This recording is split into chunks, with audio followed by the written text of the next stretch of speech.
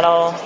现在是晚上7点左右，我跟我的朋友在多伦多的 Mirvish 剧场。等一下呢，我们要去看一个舞台剧，叫做《哈利波特与被诅咒的孩子》。那这个舞台剧呢，我俩都期待很久了，因为我俩都算是半个哈迷吧。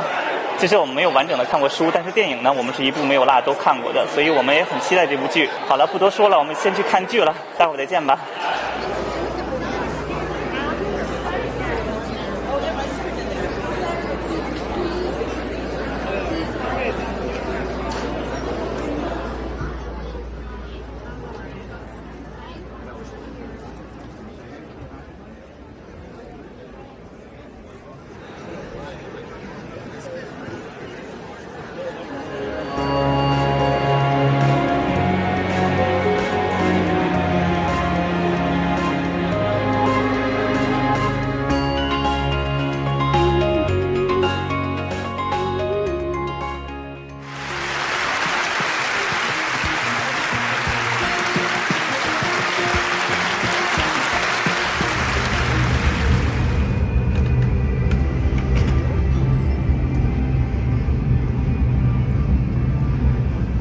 现在我们已经看完那个剧，然后现在回家了，然后现在我们打算聊一聊对这个剧的一些看法吧。你觉得这剧怎么样？整体来说没有让我很失望。我个人觉得其实还是不错的，因为我看这部剧之前，我其实对这个剧的内容并没有什么了解，就只能从标题上看，我觉得它应该是跟哈利波特相关的，但是我没有想到它的这个剧情像是个续集一样，就把哈利波特的儿子，还有哈利波特，包括罗恩、赫敏啊，还有马尔福，他们有很多的戏份在里面。对，所以要剧透吗？我觉得还是就别剧透了吧，但是就是跟前面几部的关系其实还是挺紧密的，而且这个宣传手册上写的是 The 8th stories here， 就直接他这个宣传上就给自己定义成第8集的感觉。所以我也能理解为什么有一些哈迷好像不是很喜欢这个剧，因为他可能是觉得不是 J.K. 罗琳本人写的东西，然后但是你去标榜你是第8集，可能会有一些粉丝不太能接受吧。应该是 J.K. 罗琳有少量的参与，就是防止他的这个故事的框架离原作太远，但是整体的制作编剧上面应该跟 J.K. 罗琳是没有关系的。我看的时候就感觉这个剧它的制作是特别精良，就是尤其是有一些特效，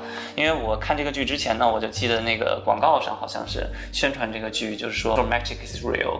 它就是宣传这个特效，然后我实际看了之后，确实那个特效做的是挺不错的。对，声光效果呀、特效啊，因为尤其咱俩坐第一排，然后对我们俩感受到很多这个特效的影响。它有很多，比如说火焰的魔法，然后那个火焰的效果，然后我们坐在第一排的话，就感觉脸上都是被烘烤的那种感觉。它还有很多其他的一些小细节上特效做得很好，比如说大家去做那个魔法扫帚那个飞行课，然后那个魔法扫帚喊 up 的时候它就起来了。对，还有一些地方，比如说像是会自动翻页的书啊，反正就是有很多这种小的魔法的细节在里面，特效做的是挺不错的。对，很精细，注意细节。我是之前看过剧透，你看过剧透是吗？对，他说了是关于一个时间的问题，他利用一些像是投影啊，对，制造出那种空间扭曲的感觉，然后每次出现这种效果的时候，就代表时间就是对，而且它还有一个时钟的那个特效，对，整体来说还是不错的。对，因为这个版本你最初你是在英国旅行的时候，你本来是想看，但是在英国的时候，它那个版本可能是比较早期的，它是分为上下2集，对，2天，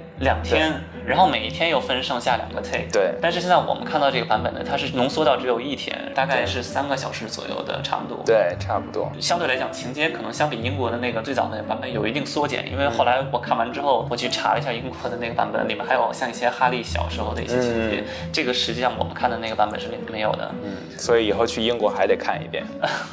对，但是我觉得其实也是挺好看的，就是它浓缩的这个故事还是讲得很清楚，然后里面的这些角色呢，也有很多哈利波特的老角色在里面，形象上演的还是挺接近的。比如说咱俩都很喜欢的淘金娘，我觉得演的简直是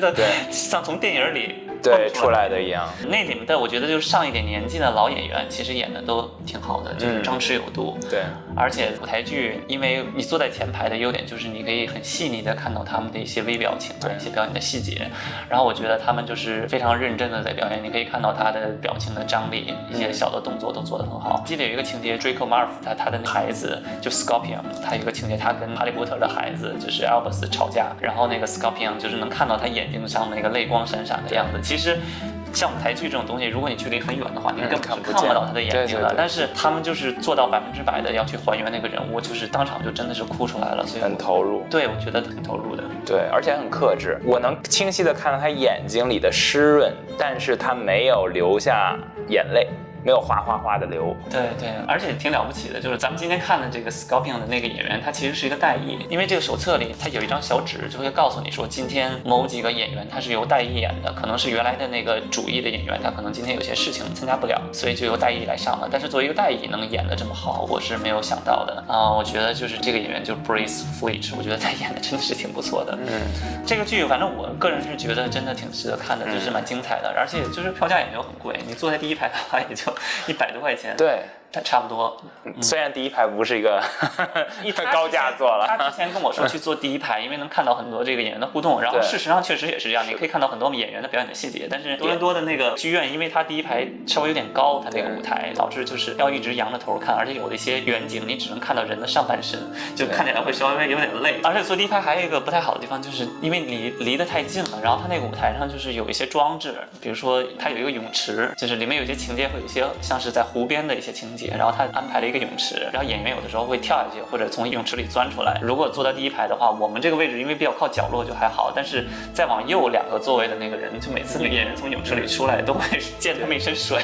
对，也溅了我几滴。对，但是我觉得挺好玩的。对，这就是这种互动感是别的看电影啊什么的带来不了的。对啊，你看电影不可能有水蹦出来。对，还有一点就是他每次他一旦有干冰的时候，那个干冰就会来了，直接就冲我们俩的鼻子就过来了，然后就。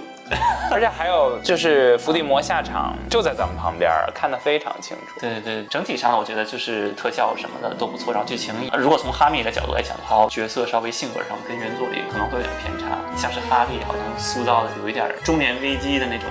父亲的感觉。对，但我觉得挺反映现实的，就是说一个正常的人来说，他可能会面临家庭父子之间的这种关系啊，而且哈利波特他的背景也是，他不是在一个完整家庭中长大的，他本身也有trauma，尤其是一个英雄，他可以打坏人，但是他对于自己的孩子，往往他是没有办法的，他不知道怎么样，对，因为你打不了他，但是呢，你又爱他，但是你又拿他没有办法，所以我觉得这个过程还是挺纠结的。除了哈利以外，其他一些角色，比如说像是黑人的赫敏，但是这一点我后来查了一下，就是原作上来讲 ，J.K. 罗琳他并没有规定说赫敏必须得是黑人还是白人，就是咱们两个属于是从电影先入为主了，但是因为我们两个是从电影看过来的，就原著我们并没有完整的就是看完过，所以看起来的时候还是觉得有点出戏哈，就需要点时间来适应一下。我是有心理准备的啊，对，你是知道这件事情。然后除了这个之外，其他一些人的选角其实还挺贴近原著的，像我觉得他对罗恩的塑造，对，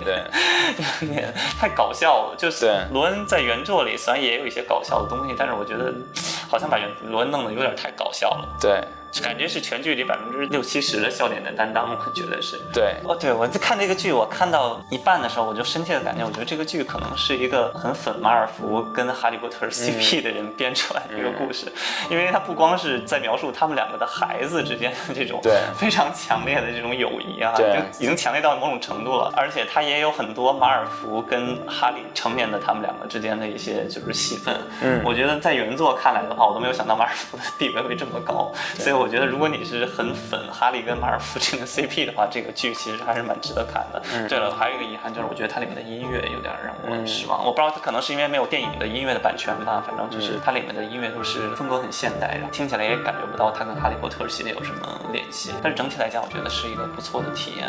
然后我看去年当时是有传闻说华纳好像是想把这个拍成电影，但是到了现在好像又没消息了，我也不知道到底会不会拍。对，估计会吧，有可能吧，因为 DC 那边已经毁了，就是已经需要残了，现在需要挣钱了，帮他捞。对呀，哈利波特这么大的一个，对吧？对，反正还是挺值得看的。然后顺便看完之后，他还会送你这么一个小册子。虽然这个册子里我感觉还有一个明信片，1/3的篇幅都是广告吧，但是还是有很多这种关于演员的介绍啊，关于他整个的那个 cast 这些导演啊、幕后人员的这个介绍，我觉得还是值得一看的。好了，那就推荐到这里了。大家有机会的话，一定要来看一看这个剧哦。拜拜。拜拜。